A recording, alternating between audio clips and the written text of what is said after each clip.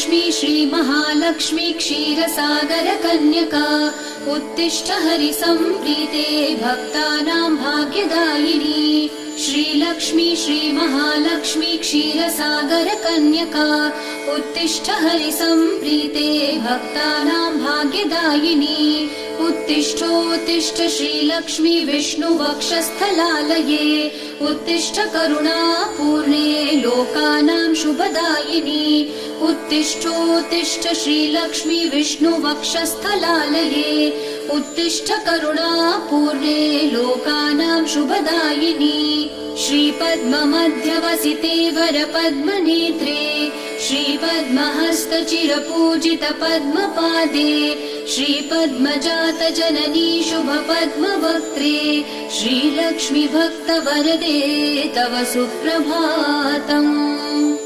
त्यात बसू नको, बंद करून बसू नको, नाहीतर जीव घुटते।